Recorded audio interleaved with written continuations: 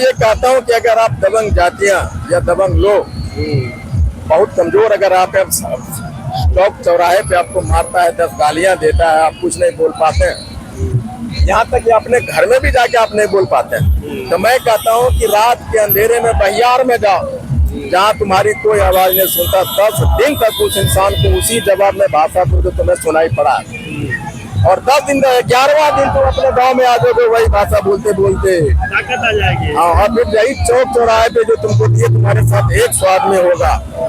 बोलना सीखो, चाहे अंधेरे में क्यों न हो, बोलो, ये एक जरिया है आवाज लाने का। उससे हिम्मत, हौसला, हाँ, एक लड़ाई भी आप सिखा रहे हैं लोगों को। बिल्कुल। इस वक्त हम जमुई में हैं। जमुई में इंजीनियर आरपी गुप्ता पाल समाज की एक बड़ी रैली इन्होंने बुलाई है, और भीड़ देखिए, और ये रैली चल रही है, ये रोड शो चल रहा है। इधर दिखाइए, संसद है, पाल समाज की है, ताकत जो पाल समाज की है।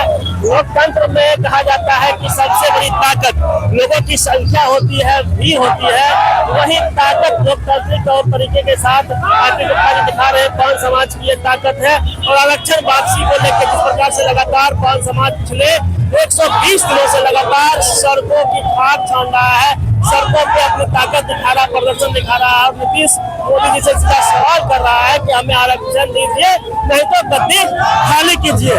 इसको लीड कर रहे हैं इंजीनियर आरपी गुप्ता हैं। अमूमन बिहार में एक प्रचलन होता है कि थार, रोल्स रॉयल्स पे नेता सवार होते हैं, लेकिन जुगाड़ पे आरपी गुप्ता जी सवार है।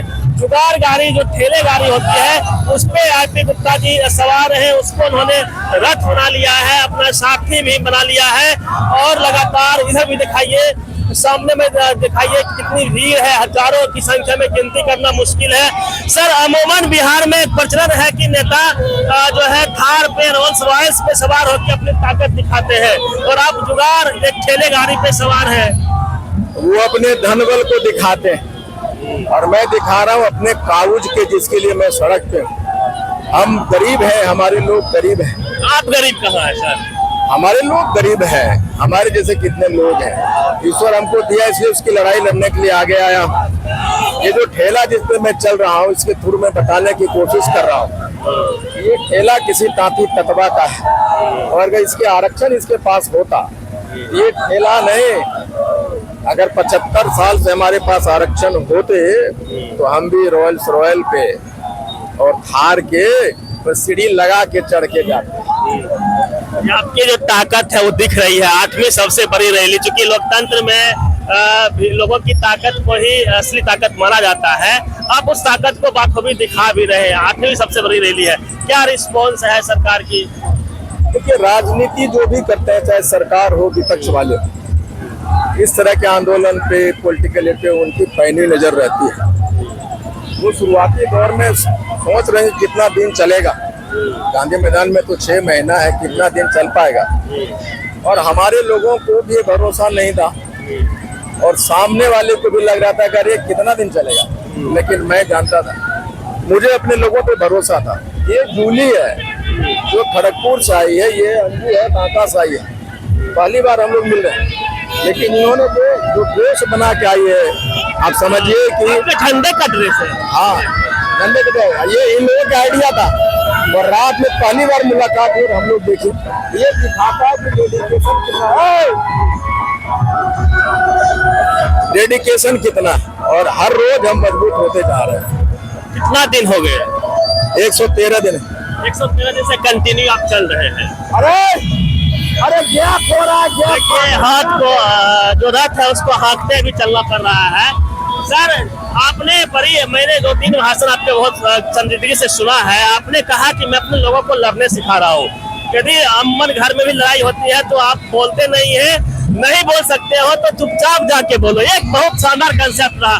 तमाम बहुजन समाज के लोगों को ये बातें सीखनी चाहिए। बता दीजिए सर। देखिए, मैं ये कहता हूँ कि अगर आप दबंग जातियां या दबंग लोग बहुत कमजोर, अगर आप चौक चौराहे पे आपको मारता है, 10 गालियां देता है, आप कुछ नहीं बोल पाते हैं, यहाँ तक कि अपने घर में भी जाके आप नहीं बोल पाते हैं, तो मैं कहता हूँ कि रात के अंधेरे में बहियार में जाओ, जहाँ तुम्हारी कोई आवाज नहीं सुनता, 10 दिन तक उस इंसान को उसी जवाब में भाषा तो तुम्हें सुनाई पड़ा, और 10 दिन 11वां दिन तुम अपने गांव में आ जाओगे वही भाषा बोलते बोलते। ताकत आ जाएगी। हाँ, और फिर यही चौक चौराहे पे जो तुमको दिए तुम्हारे साथ एक स्वाद में होगा। बोलना सीखो, चाहे अंधेरे में क्यों न हो, बोलो। ये एक जरिया है आवाज लाने का। उससे हिम्मत, हौसला, हाँ, एक लड़ाई भी आप सिखा रहे हैं लोगों को। बिल्कुल।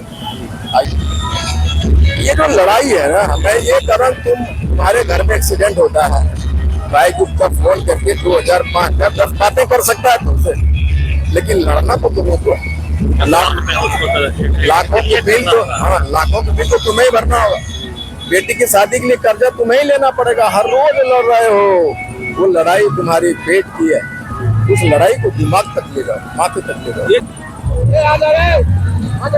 ऊपर आ जाइए। हाँ, देखिए, ये आरपी गुप्ता जी की जो बातें हैं, ये लोगों को आकर्षित करती है कि ये डाउन टू अर्थ है। जो लोग इनको नजर आते हैं उनके लिए सबसे आगे खड़े होते हैं। देखिए, जो लड़कियां थी उनको भी उन्होंने बुलाया है, क्योंकि वो बाइक से चल रही थी। ऐसे लड़कियां बाइक चला, सर, ये अच्छी बात है ना। भाई चला रहा होगा ना। कहाँ से आई हैं आप लोग? से। हाँ, पढ़ाई करती है। हाँ। इधर पकड़। किस क्लास में पढ़ती है? 10th में पढ़ती है। हाँ, अभी एग्जाम है मेरा। एग्जाम है? Yes। आंदोलन में आ गई एग्जाम पढ़ के? हाँ सर। क्या नाम हुआ? अनीशा कुमारी। इनका क्या नाम है? सरस्वती। आप किस क्लास में पढ़ती है? 10th। देखिए, लड़की बच्ची है, मोबाइल लेके रिकॉर्डिंग करने के लिए ये आई हुई है। 10th पढ़ती है। आप किस क्लास में पढ़ती है? 10th। आप भी 10th पढ़ती है। एग्जाम छोड़ के आ गई? क्यों आ गए? एक दिन में आ गए। आगे ना, ये देखिए बच्चियां हैं और ये लोग भी साथ है, गुप्ता जी के साथ है, समाज के साथ है, और इनके भविष्य की ही लड़ाई है कि आरक्षण इस समाज को चाहिए ताकि इनके लोगों को सहूलियत मिल सके, ये नौकरी वगैरह कर सके, और ये बात करने का प्रयास करेंगे। क्या कुछ देख रहे हैं समाज में? एक बड़ा परिवर्तन आया है। लड़के लड़कियों से जब मिलता हूँ तो मुझे लगता है इसके सपने क्या है, ब्रेन गेजिंग करता हूँ। मेरा समाज 20 वर्ष के बाद 10 वर्ष के बाद कहाँ दिखाई पड़ेगा। मेंटली कितना प्रिपेयर हुआ है ना? हम समाज जो बच्चे हैं वो उसके सपने बड़े बड़े हैं। कोई IAS, कोई IPS, कोई दरोगा बनना चाह रहा है, कोई साइंटिस्ट बनना चाह रहा है, कोई रेलवे का ऑफिसर। अब पूछता हूँ बाप क्या करता है, तो बोलता है कि राजमिस्त्री है। राजमिस्त्री का बेटा बेटी सपने देख रहा है, वही आरपी गुप्ता का ताकत है। और आने वाले ये आंदोलन आरक्षण वापस लाएगा और हमारे बच्चों के सपनों को पूरा करने में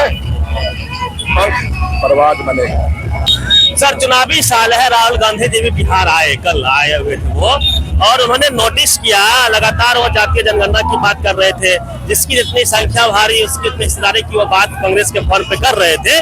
तो क्या आप लोग जो आंदोलन चला रहे हैं लगातार बिहार में, इसका प्रभाव है? लोग नोटिस दे रहे हैं? ये तो मैं नहीं कहूँगा, ये जरूर है कि जो राजनीति कर रहे हैं लोग, इसके सामने नहीं आना। जो राजनीति कर रहे हैं, राजनीति करने वाले, उनकी हर नजर वोट पे होती है, जाति के संगठन पे होती है। तो निश्चित तौर पे मुझे लगता है कि वो लोग इनको देखते होंगे, और कहीं न कहीं भीतर में तो वो कसक है, ये लोगों बातें हो रही है। हो सकता है। आपका क्या नाम है दीदी? कहाँ से आई है? मैं खड़गपुर से। पूरा ड्रेस पहले से प्रिपेयर थे? नहीं, हम खुद से बनाए। खुद से बनाए हैं? दोनों बहन खुद से बना के लाए। तो मतलब इस रैली को आप लोग कैसे देखते हैं? क्या चाहिए? आरक्षण चाहिए। आरक्षण वापस चाहिए ना? सर के जैसा अगर एक तो और रहता मेरे कास्ट में, तो आज ये दिन नहीं देखना पड़ता और सरकार वापस नहीं लेती। अगर सर के जैसे 2-4 और रहते थे। रिप्रेजेंटेशन की बात है, लोग भी चाहते हैं कि हमारे लोग। ये वही है जो गाई है कुछ कुछ कविता गाने अपान समाज कर लाखों लोग देखा है। हाँ, उसके माध्यम से जानता हूँ मैं इन लोगों को।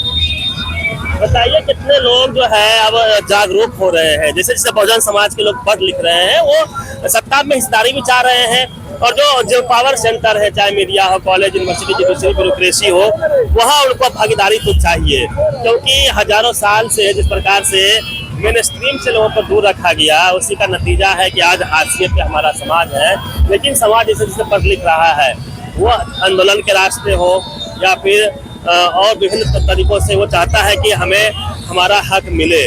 काफी गुप्ता जी उन्हीं कड़ी को आगे बढ़ा रहे हैं। ये चाहते हैं कि समाज को हक मिले, समाज को वो मौका मिले, आरक्षण मिले, ताकि जो समाज है उसका समुचित सामूहिक उत्थान हो सके। उधर भी दीदी है, उनका भी नाम पूछ सकते हैं। क्या नाम है दीदी आपका? जी मेरा नाम मंजू कुमारी है। कहाँ से आए हैं? जी मैं बांका से बेलर। आरक्षण के लिए आए हैं? जी हाँ, आरक्षण के लिए। एक बहुत बड़े अभियान पे साथ देंगे आप लोग? हम लोग हमेशा साथ हैं, मरते दम तक साथ रहेंगे। चाहे इसके लिए जो भी करना हो, हम आगे अपने भविष्य के उज्जवल भविष्य को लाकर रहेंगे और हमारे बच्चों के लिए हम सब करेंगे। बच्चों के भविष्य की लड़ाई है। हाँ, हमारे पूर्वज तो बहुत मेहनत किए हैं, बहुत गुलामी किए हैं, अब वो नहीं रहेगा। अब हम लोग जाग चुके हैं, आरक्षण वापस लेकर रहेंगे, ये हमारा अधिकार है। गीत भी आप गाते हैं क्या? हाँ गाए हैं। एक छोटा सा गा दीजिए। जाग जाग कान के जवान मागी रहूं, वाके भाग जागल हो, ले लखनाया रूप में जमुई में जन्म माँ पदोना के ललन माँ हो। ऐ देकर नम माँ की पान के भगवान माँ हो। ले लखनाया रूप में जमुई में जन्म माँ पदोना के ललन माँ हो। आप लोग बाबू कुछ कहना चाहेंगे? क्या चाहिए आप लोग? आरक्षण चाहिए? आरक्षण चाहिए। आज भी गुप्ता सर को पहचानती है? कहाँ देखी है? कब यहाँ पे देखिए, मतलब मोबाइल पर भी देखी है? मोबाइल में देखते हैं। बिखरपुर घर है, उसके घर भी जानते हैं, सर के घर भी जानते हैं हम लोग। आप लोग पढ़ लिख के आप भी गुप्ता सर जैसा बने हैं, फिर समाज को भी बहुत देना है ना? हाँ? देखिए मैं सर से बात करूंगा। सर एक आखिरी सवाल सर, काफी उम्मीदें हैं समाज के लोगों को आप पे, और लोग सौदा कर जाते हैं। मैंने कई रैलियां देखी है, लोग भी जुटाते हैं, ताकत दिखाते हैं, और जब मौका मिलता है सर तो टिकट लेके नेता बन जाते हैं, समाज को भूल जाते हैं। ये सौदेबाजी खूब हुई है, तो इसका भी एक डर है, इसको लेके क्या कहेंगे? हमें इस बात का डर नहीं, हमारे समाजों को इस बात का, समाज को लोगों को पता है कि IP गुप्ता अरबों रुपया में नहीं बिक सकता। हड्डियां तोड़ दीजिएगी मुझे, मैं अपने समाज के लिए बिक नहीं सकता। कोई खरीदने वाला पैदा नहीं होगा। ये लड़ाई आखिरी दम तक करेंगे। बिल्कुल, मौत भी आएगी तो मैं बोलूंगा 10 दिन और रुको, समझौता नहीं करेंगे। बिल्कुल सवाल ही पैदा नहीं। देखिए ये गुप्ता जी की पहचान है, समझौता इन्होंने कभी सीखा नहीं है। कल कांग्रेस के बड़े नेता, चूंकि ये भी कांग्रेस में राहुल गांधी जी का भी बुलावा था, लेकिन ये आंदोलन को छोड़ के नहीं गए। पूरी बातचीत में आप पंकज जी, रवि मेहता, पब्लिक पिलर, जमुई।